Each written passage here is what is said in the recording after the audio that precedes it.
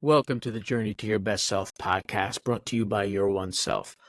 As always, I'm your host, Brian O'Neill. And as always, my co-host is Andrew Mashokumu. Together, we'll explore the transformative journey of self-discovery and holistic integration. Our purpose is to provide ancient wisdom and evidence-based methods, allowing you to merge your mind, body, and spirit into a harmonious whole. Alongside us today, we are blessed to have Tara O'Neill, a clinical hypnotherapist, certified life coach, and yoga instructor. Let's dive in and embark on this journey. All right, on today's episode, we are embarking on the transformative journey into the world of yoga. Tara, welcome back to the pod. Hello. Good morning, good afternoon, good evening, wherever you are. Let's get right into it. But before we get started, can you give us, for those who are not in the know, a little bit about your background and qualifications specifically as an expert in this topic?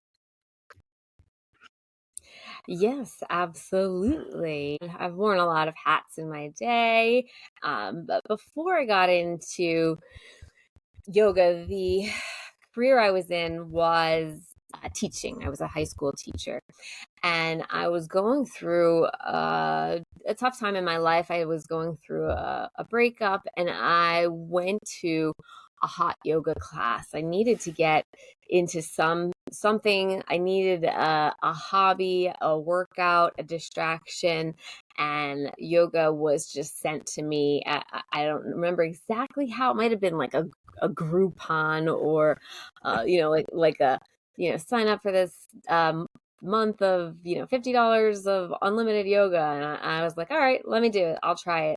I could do anything for 30 days, right? So I went every day for 30 days and it literally changed my life.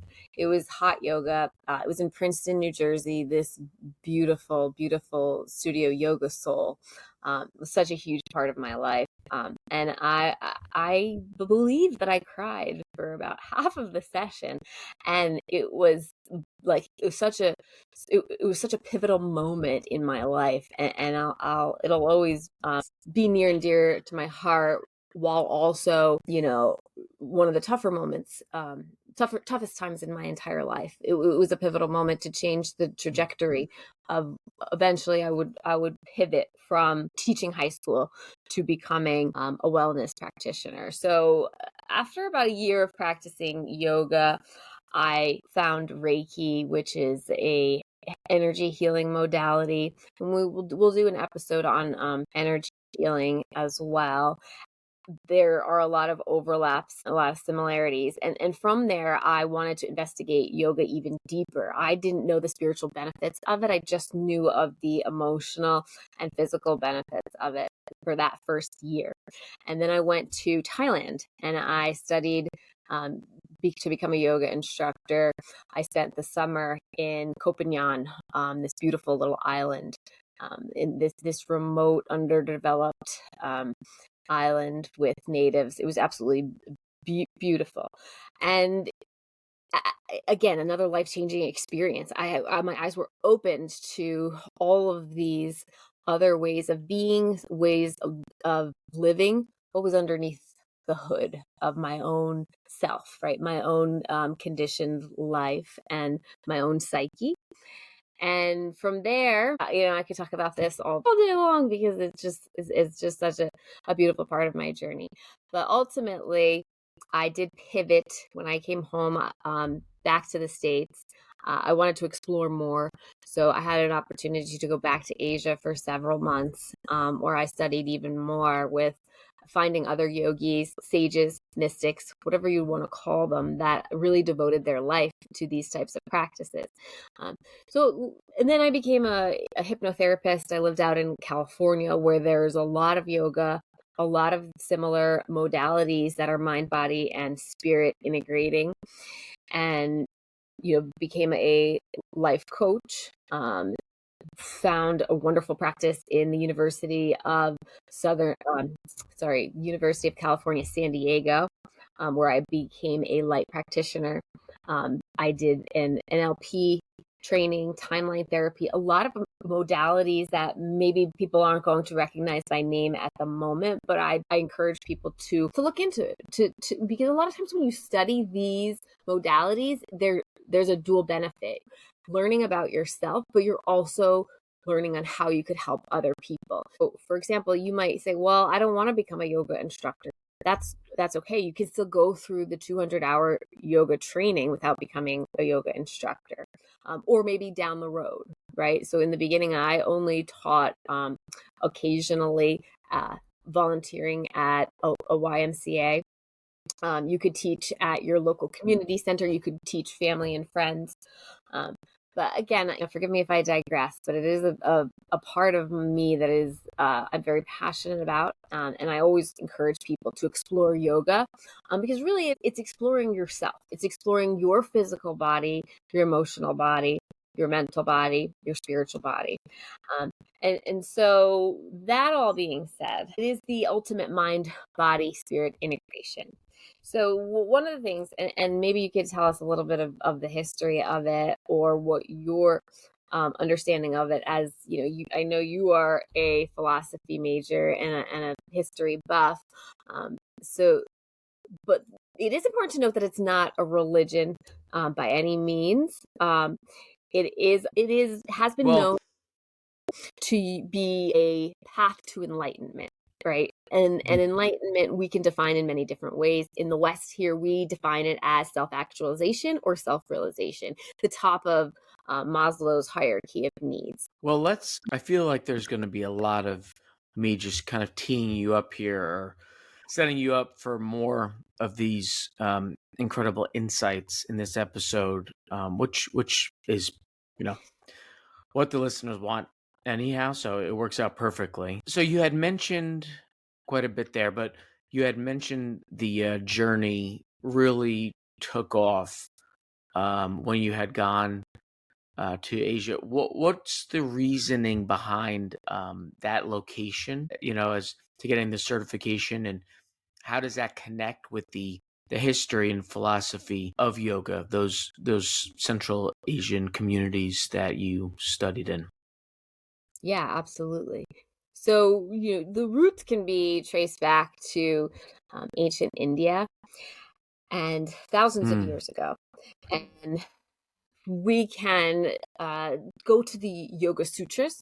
Patanjali authored the Yoga Sutras, and they're easily accessible at your local library, the bookstore. You can grab.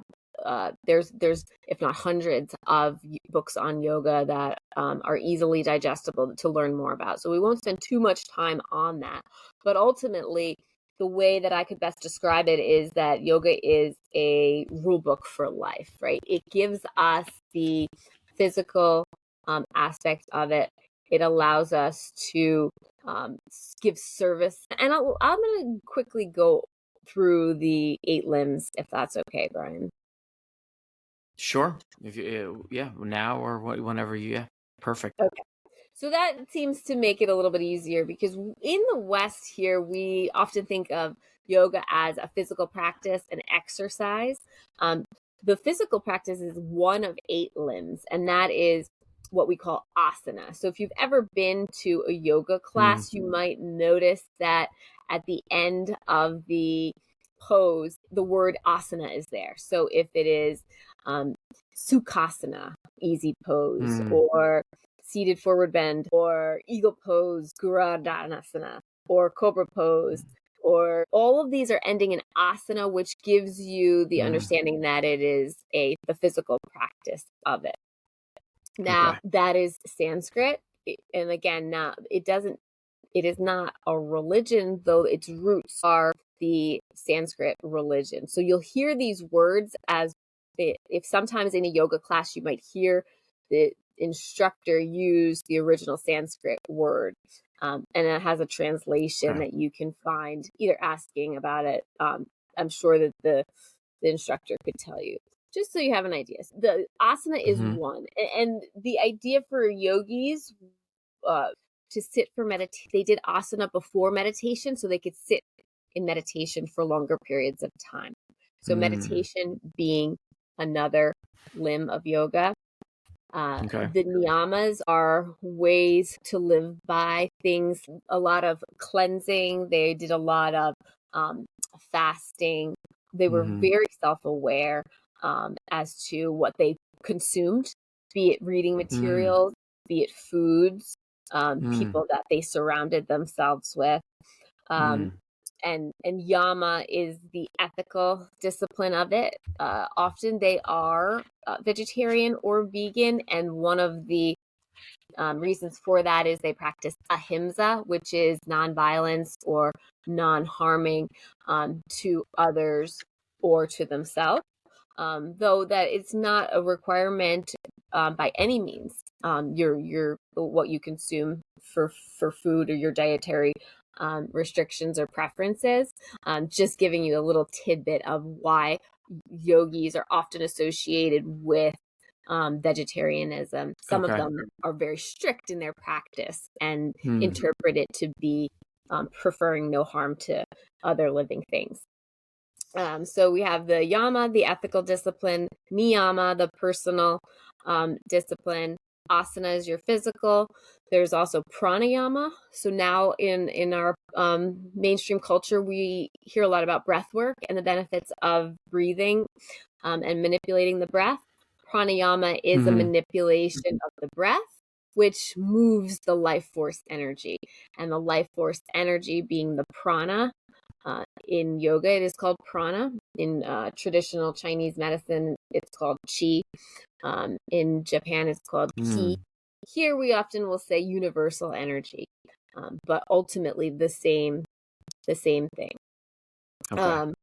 There is intense concentration, which is a little bit different than meditation. Then there's meditation. There is, which we might see now in some of these deprivation tanks. They have them a lot in Southern California, and you go into it and you lay in the water, and the water has a lot of Epsom salt, and you float. So it's a float tank ultimately. I think, yeah, just a float tank. So you float in this, and it's pitch black. And the point is to not have any of your senses engaged, to allow you to go into a deeper state of meditation.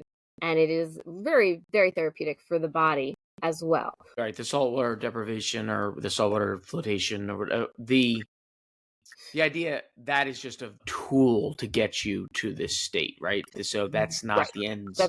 That's just a means to get you here by helping you to kind of remove that physical component of it so you can really be, look inward. Absolutely. Exactly. Thank you.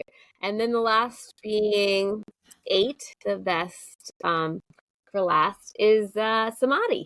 So that's, just, another day in samadhi, but that's ultimately enlightenment. The highest level, right? The highest level, right? So you're working your way up.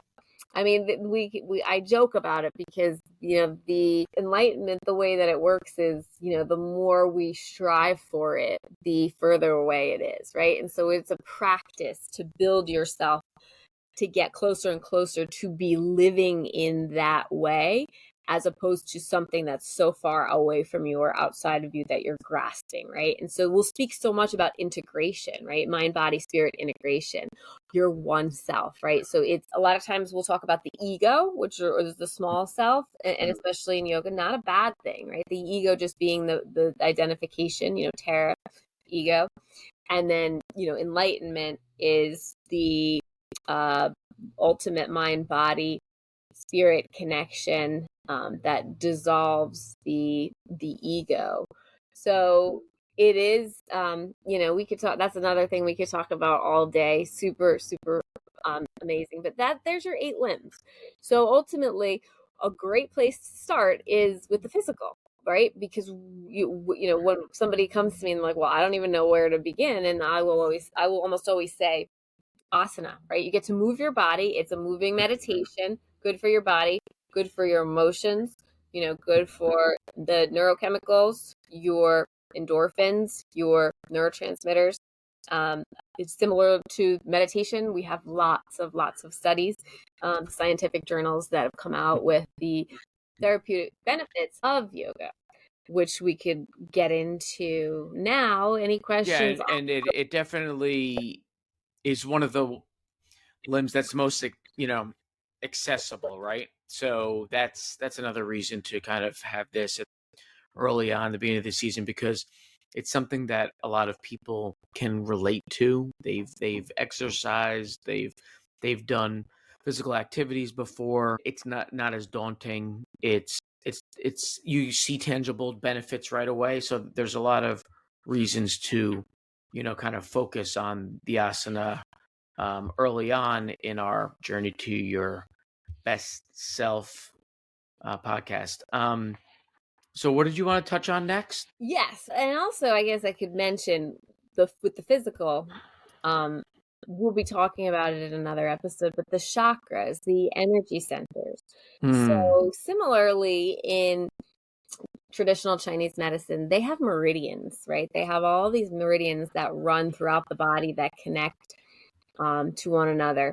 And many people may have seen the rainbow energy centers starting from the base of the spine all the way up to the top of their head. So you could think Roy Biv, red, orange, yellow, green, blue, indigo, violet. So it goes all the way up. And when we do asana, when we do the physical aspects of yoga, what we are doing is we're moving the energy in those energy centers. We're balancing them. So we want them to be flowing easily and effortlessly, not congested, not overactive, not underactive, not blocked. And when we move our body, we are helping these to balance and maintain the appropriate flow for each person. So a little bit more integral as you begin to study yoga more, you'll find maybe more drawn to one practice than another. So that is another question people will have. I don't know what kind of class to go to. All of these different classes have different. Do you want to maybe take a moment to kind of talk about some of the ones that are more prevalent, or they may advertise along with the studio? This is kind of the branch that we focus on, some of the differences. Yes, absolutely. Yeah. So there are different lineages of yoga. And in the West here, sometimes there'll be more generic descriptions. So just, talk to the person at the yoga studio if you have a question. But I'll go over some of some of the names of the classes that they might see and some of the lineages that they might come across. So we could start with Iyengar. So Iyengar is a lineage that is very focused in alignment, and there's a high usage of props. Ashtanga is going to be much more rigorous, and it's going to definitely build strength, and you will want to work your way up to this. So definitely, if you're doing Ashtanga for the first time, making sure they know that you're a beginner. Hatha is that I would recommend for most people. It is very adaptable to wide ranges, be it a beginner or advanced. It's going to focus a lot on the physical postures and the breath, and it's a wonderful enveloped practice for everyone.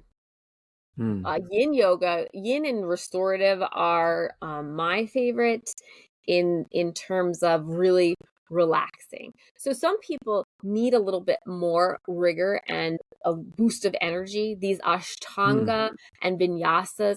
So a vinyasa is a flow sequence. Vinyasa in and of itself is not a lineage, but it describes that the poses are continuous. So it is one after the other, goes right into the other, goes into the next, as opposed to a standalone. We're going to do one pose, then we're going to do another pose. So that will be more of a workout. A lot of times your power, your flow is a vinyasa. So whenever it says power flow or hot yoga, you can assume that it's going to be a little bit more rigorous.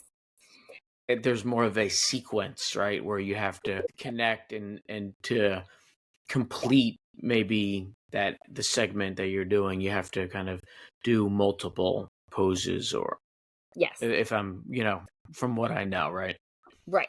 And then, yeah, so I one that almost everybody can do. I was saying my favorite is going to be yin.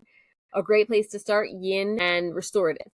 So yin is actually going to be as in the yin yang.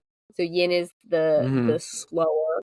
It's going to be the feminine. We're working with the fascia to release any blockages within in the body by using seated or lying down positions for 1 to 5 minutes. And then and restorative is similar to that, in that usually it's almost all lying down on the mat. So that's a really great place for anyone to start. It's going to be a little bit more meditative. The only thing is, some people, the only objection I've heard from this is, some people, they say, I had too much energy and I went into it, and it was almost too slow for them. So that might be a practice that you do in the evening, maybe not after you've had your morning coffee.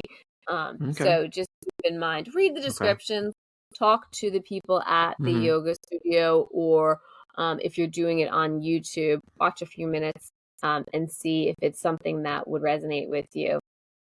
The yoga community. Yeah, and another example of, there's so much for so many people here, right? So beginner, intermediate, expert, Absolutely. depending, whatever time of day, whatever time in your life that you're in, whatever level of advancement you're in, there's a lot of opportunities for a large swath of people here. And that's one of the things that's, most, the openness, the inclusiveness, the open invite to all followers and all that are curious is one of the things that I enjoy about yoga. Absolutely. Even the most advanced classes, they will accommodate for beginners. They will show you the big thing. This is not like going to a boot camp class or a like no pain, no gain. Quite the opposite. They want you to know your limits and not push too fast too soon. So always listening to your body. They're very, very cautious. They always will be asking if you have any prior injuries, if there's any accommodations. It is a very welcoming community, one of the most welcoming communities in all terms, but especially in terms of workouts. So we may be a little bit intimidated by the way that it's marketed or branded, with the $1 billion yoga industry out there. You have to have your fancy yoga pants or be fit, and that could be farther from the truth. Anyone can enter can start doing yoga. And I would say nearly all communities are going to be open and ready to have you if it's your first session. Yeah, and we had been talking off air about how, there's no too early or too late to start yoga. I mean, if you think about another type of activity or practice, like just playing basketball was something that came to mind.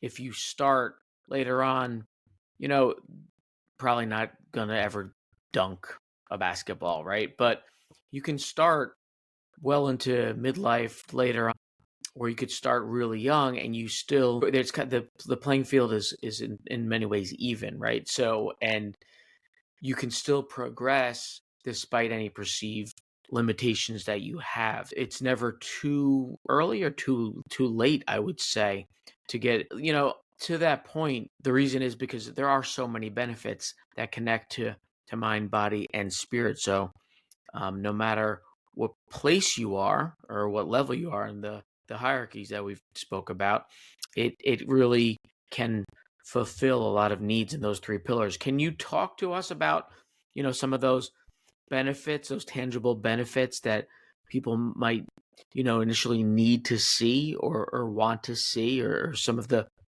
practical consequences or results that they will, find after only a couple of weeks or months? Yeah, absolutely. And I also forgot yoga nidra. How could I forget? That is the almost How could you forget? Come you on. know, it's like the original hypnosis, right? So you are lying still or um, e- either lying or laying down in a comfortable position. Uh, and it is like a guided meditation, and it takes you through the whole body, like a progressive relaxation, and the not to fall asleep, to actually be conscious as Hmm. your Hmm. body falls asleep and your consciousness is still awake. It is very cool and very therapeutic, and I encourage anyone to check that out, try that out. Okay, Excellent. so yes, the benefits, like I was saying in my personal life, I didn't realize how emotionally, like how much emotion I had pent up in my body, and mind and spirit. And so when I first started doing yoga, there was definitely emotional releases, and people will say, like, they'll be in certain positions and they'll feel an emotion just dissipate, and they're the part of it behind it is we do store unprocessed emotions in our body and mind, and it's a wonderful time to be able to release them. So and sometimes we don't even have to know. Sometimes you'll be in a pose, and you'll have a sensation and fleeting, and it just, you feel lighter, you feel clearer. People by the end of yoga class, I mean, we call it yoga brain, because people are just, they're blissed out in a way where they feel like they released so much from their past. So right there is going to be unblocking past emotions, past physical ailments. There is yoga. I don't know if some of our viewers ever had, or listeners ever went to yoga therapy. Um, they were like, it's very much like a physical therapy. They can do some yoga to heal. Say they were in an accident and their back, they hurt their back, right? They can have these massive improvements and releases from physical ailments. So it improves your flexibility, your strength, your balance, your posture, mentally and emotionally. I mean, that's something that you're going to see immediately after class, right? Hmm. You're going to be in a better mood. You're going to have reduced stress. You're going to have mental clarity. And I was just saying this, even not on purposely talking about yoga, um, off camera, that it had been a couple weeks that I had been in a class, and did a formal class in the studio that I'm going to currently, and I can notice that mental clarity is in a little bit off. So it is definitely um, worth noting that clarity is something that is hard to find elsewhere. Because, and why I say this with such fervor, is because you're getting the meditative and the physical benefits at once. It's like going for, it's kind of like going for a run and doing meditation and prayer at the same time, right? So in this hour, you can have All in one. a lot of these, yeah, a lot of this happening all at Hmm. once. So yeah, and of course, then for people that have the spiritual intent to connect to something greater than themselves, that self-awareness that is going to, it's a practice, because it's going to strengthen that, right? It's like we say, like, oh, I'm so good. We will often say, like, oh, I can't wait to be back on my mat. And so, like, my mat is almost to Hmm. me like the my um my a church or a temple that I can take anywhere with me, right? Hmm. Not in a religious way, but just anywhere my mat is, my practice is, that I can connect to the universe. I can connect to that part that's greater than me, the essence within me. the light within my heart, whatever you'd like to call it. That's really, as much as I talk about all of the other benefits, that's it. Like that's ultimately what is so meaningful, and ties it all together. And you know, we were talking earlier about what the difference is between yoga and other disciplines, and other workouts, and I think that's it. It is, that's the key. It's the self-discovery, the self-actualization, the self-realization. Like it's a practice, because for me it'll be a lifetime practice. And that's the spiritual component that is sometimes hard to articulate, right? Especially if someone doesn't quite have that yet. But that's where we come in to encourage people to find that for themselves, right? What does that mean? Absolutely. What does it mean to them? What does spirituality mean to them, right? Excellent. So much good stuff there. So many benefits, so many opportunities to can move forward with it and kind of fulfill a lot of things in people's lives, a lot of aspects of their lives, mind, body, and spirit. One of the things, talk about connecting, and you know, the something that we've talked about in previous episodes with different practices and activities that we encourage or want to help guide people through, is breathing. That's been a component and a common theme throughout. And it's also a vital part of yoga. So can you talk about, you know, the pranayama and some of how breathing is so critical overall, and also it's such a vital component to yoga and kind of just, you know, regulating it. You hear a lot of the instructors, one of the common phrases is kind of breathe through it when you're doing a pose that might be more challenging. So it's something that's kind of it's without breathing, you really aren't getting and doing it properly. You're not getting the full, you know, benefits of yoga. So take it away. Yeah, absolutely. So pranayama is the limb of yoga that we could consider the breathing techniques. However, it is necessary in asana. There's different types of breath. There's some really cool like fire breath. In we didn't touch on Kundalini yoga. That's a little bit more of a more modern style of yoga, but there's a lot of breath work in Kundalini, and there's a cool breath that we talk about, the breath of fire, or that we haven't talked about yet, but it's called the breath of fire, and it's exhaling through your nose. So it sounds a little funky, and it might feel a little silly to do, but that is very, very calming for the nervous system. A lot of these breathing, because we do tend, when we're in fight or flight, when we're in a stress response and we clench up and we're restricted, we cut off some blood flow, and which we don't breathe as deeply, right? So one of the basics is to get the body into a parasympathetic, and to do that is deep breathing, and we want to keep the body in as open as possible so we can move the energy, we can move the breath around. So there's obviously the basic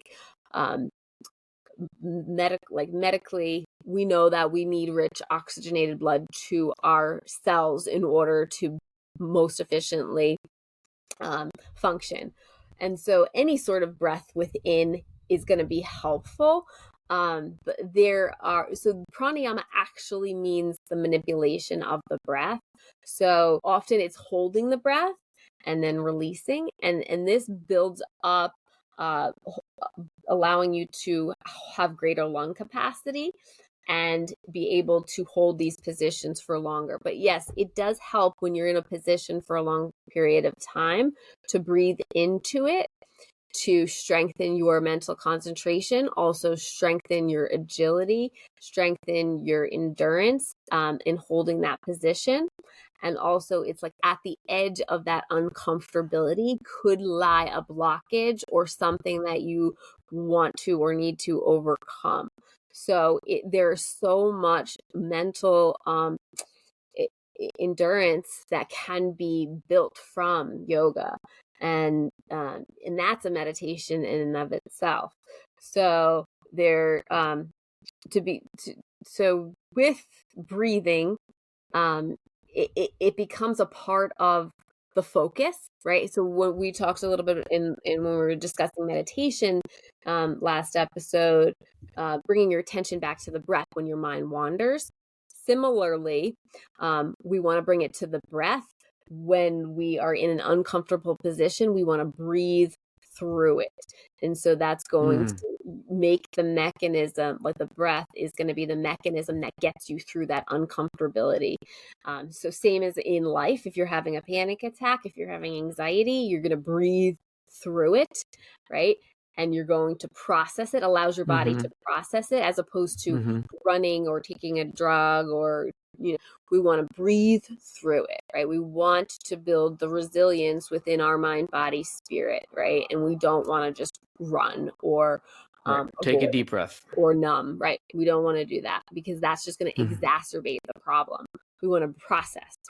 So breathing, processing, movement is going to help with that flow.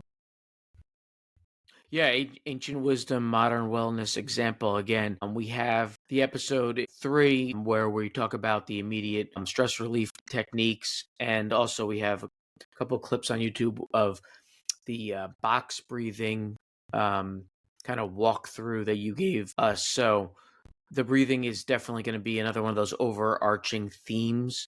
And we'll delve into that in the future more in depth. And then, of course, it's crucial to the meditation intro episode that we did. And that's going to be, meditation is another, critical component of yoga. And there's a lot of overlap, and there's a lot of necessity with the meditation and mindfulness and the 8 limbs and yoga as well. So what role does meditation play here?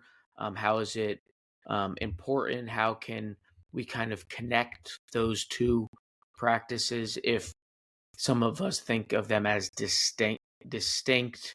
How are they related, and how do they kind of feed off of each other? The physical yoga that some people might have in mind right now, and then when you're adding the meditative element, how does that all work together? Yeah, wonderful question. Thank you, Brian. So I think I was saying earlier that the ancient yogis utilized asana, or the physical practice, in order to sit for meditation, sit in lotus. If you've ever seen where they cross their legs and like tuck them under, they're in lotus, that they could sit in that position for long periods of time.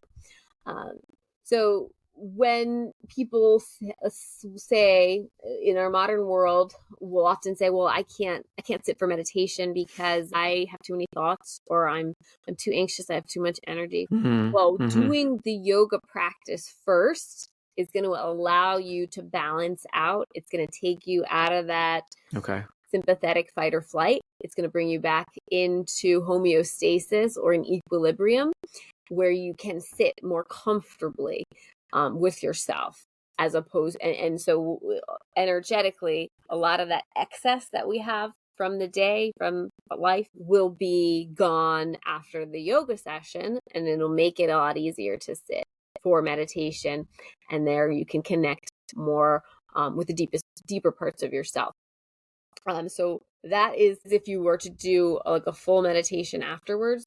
But yoga in and of itself is a moving meditation, and that is getting you out of your head, right? So we are very top heavy in our Western society. We have a lot of energy going into our head, but we need to disperse it like throughout our whole body, and especially our heart. So yoga is going to concentrate a lot on the heart, opening up of the heart. And that's going to be a very central part of where we want to live our life, for many, many reasons.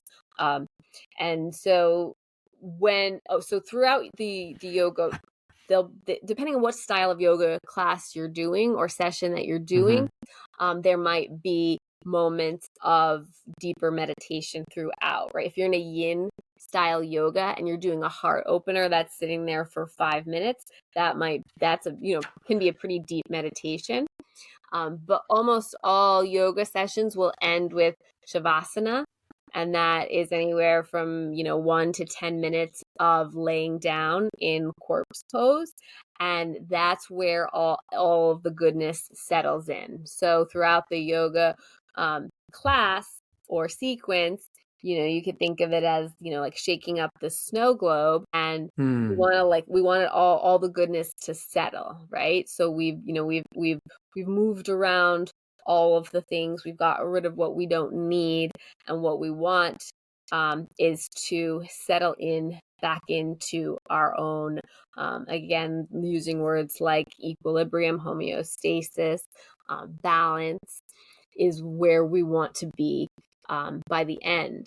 And that ending is a meditation. Excellent. Yeah. There, let's move on. But there's a lot there that I'm just kind of settle in, and I'm sure viewers, listeners are as well. It's just really a positive, such a positive practice. Just kind of thinking about all those benefits is really exciting. Translating this from kind of reading about it, hearing about it, to actually doing it, right? Because that's the big step, like getting putting the whatever else you're doing down for a moment and making a little time and getting all those amazing benefits. How do we, some people, there's always going to be a bit of resistance and complacency initially when you are about to embark on the next stage or another step, or incorporate something new into your life. One of the challenges, people might say, are another thing is the time, where, just give us some basic, starter tips if we're going to get started, and the 8 limbs, I'm overwhelmed. I'm not a member of a studio. I don't live in SoCal, or Upper West Side Manhattan, where everyone's doing yoga. How do I get started if I'm really curious and my interest has been piqued?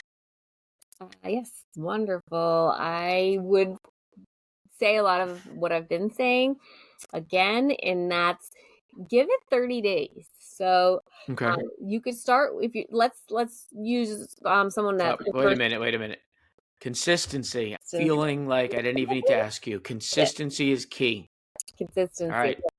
Drink. So, Consistency. consistency. Yes. And assessing. If for those that are going to do a home practice, let's have you set up the night before. Let's assume you're going to do it in the morning. I suggest the morning. I think it's a great it's a great place to start. You can of course do it any time of day, but let's assume you're going to do a home practice and it's going to be in the morning. Get set up the night before. Make sure it's a quiet place, that it's comfortable. Maybe that it's not right next to your bed. Maybe you have to get up and like walk to the other room, so that you are not tempted to roll over and hop back in bed. So making it comfortable but not too comfortable, in inviting states. And so part of your morning routine, like people that yeah, exactly, people that pack their gym bag the night before, right? Like to get that one step. Yep. Right? Maybe you're ready to go, so there's no excuses. You just bam out the door. So similarly, treat it just like that. Treat it as if you're going to a class and somebody's waiting for you. So this is for a home practice, and especially like to get that consistency. And that first week might be the hardest. Get your TV. Choose which one you're going to use. Yoga session you're going to do the night before, so you're not in the morning. You're not scrolling through 500 YouTube or whatever platform you're going to use. Choose it the night before. Are you going to do 20 minutes, 30 minutes, 40 minutes? And then set that up and set your like minimum. And maybe your minimum is 20, but you are feeling it and you're feeling good and you want to do a second class, like you want to do 20 more minutes, great. But that can be easier as opposed to saying, all right, I'm going to do 75 minutes every morning for 30 days. Well, give yourself a little bit of wiggle room. For me, it's most important for people to get to their mat and take it from there. And like that 20 minutes, we can usually commit to that 20 minutes. And then if you have more in you, great. But to get started, we want to make it somewhat enjoyable. We definitely want to make it enjoyable, but we don't want to make it daunting. Okay, so that you have the consistency, you have a location, a ritual or routine, like we were saying yesterday, with meditation practice. Give yourself an incentive. Like, okay, maybe you get a nice hot cup of tea afterwards, or you have breakfast afterwards, or you wake up your kids, so that you have even more of a dopamine rush or endorphins associated with that particular habit. So habit stacking. You might also go right into meditation after that. So say you have 20 minutes of yoga and then 20 minutes of meditation. Well, I mean, that would be ideal, right? And then, you're good for the day. And not to say that I don't want you to take those practices with you throughout your day, and those techniques and methods to enhance your well-being throughout the day. But my point being is, you're not thinking the whole day, how am I going to fit in yoga? How am I going to meditate? I don't have time, and create a whole story in your mind. So that's for the home practice. So excellent. Doing it all the night before. If you really have struggled with that, going to a studio or going to check your local community center, the library, the YMCA. A lot of gyms now have them. Some people will do meetups like in the park communities. There might be a donation based, and that is another point. Almost all studios do a donation based class once a week, so that means it's very economical. If you pay what you can. If you can only donate $5, like that's what it's designed for. So there's a lot. It can be very reasonably priced, and they almost always have trials, so you don't have to spend $150 a month. You might be able to spend a fraction of that for a couple week or month trial. So try out the studio, try out different classes. If you don't care for one instructor, you might really vibe well with another instructor. And the same thing of the different types we spoke of earlier. I would say try 6 or 7 different classes before you settle on not doing it ever again, or not wanting to do it, or say, oh, I don't like yoga, right? That would be a disservice, I think, is if you took one class, didn't like it, and said I tried it, because there's so many different options out there that will fit. You'll find one that will fit you. Yeah, and I know I had kind of put it out there as kind of a niche market, but that's really not true. There's so many. If you have the means, there's just so many locations available nowadays that you'll definitely find like-minded people and experts in your area. And then ultimately come back to us for more resources, and we'll discuss things like that in further future episodes. What about this 20 minutes translating to the other 23 hours, 40 minutes of your life? Can you kind of just briefly talk about, you have the practices on your mat and the things you've learned on your mat. What are some ways, or what are some of the future benefits that we can expect to project, and also kind of incorporate just when people mirror the way we feel after being habitual yoga practitioners? Yeah, absolutely. So translating what we're doing on the mat, what we're learning, to the right. Absolutely. Yeah. There's going to be the short-term and the long-term benefits. You're going to have more energy. You're going to have a clearer head. You're going to be in a better mood. Like I have a client who has 2 kids, and at first it was tough for her to do yoga because they were always like, mommy, mommy, mommy, mommy. And then when she started doing it, they realized, she overheard one of her sons say to the other one, oh no, we don't want that mommy. We want the yoga mommy. So they knew, they associated that she needed her yoga practice in order to be a better mom for the boys. And they were scared of the pre-yoga mother. So that's, often happens. Like they're like, okay, no, we get it, mom. You go do your yoga. So I think, and I'll often have clients whose spouses will say like, yeah, I think it's time for you to go to yoga because, they see the benefits and that ripple effect. And so kind of like I do like it in the morning because it sets the tone for your day. And for me, it always gives me more energy throughout the day. Just more resilience and more sustainability, better blood sugar regulation, and overall like just a glow, like just you just have that glow that you're in the flow, right? It gets you into that flow state pretty effortlessly. So that 20 minutes is going to really be make up for or you'll find the time back in other ways. Definitely similarly with meditation, right? You're gonna be a better version of you. You're gonna be you're gonna be your best self, and you're going to be happy to dedicate that time. Absolutely. Yeah, and there's really not much more that I can add. To tie it all together, it's yoga is the ideal holistic practice that's going to benefit a mind, body, and spirit. The three pillars that we keep coming back to here at Journey to Your Best Self and at Your One Self, we always try to find ways where we can notice the connection between mind, body, and spirit, strengthen the connection, and then it will benefit ourselves in a long-lasting way, as well as those around us, as you had just mentioned so eloquently. So thank you so much for your insights during this episode.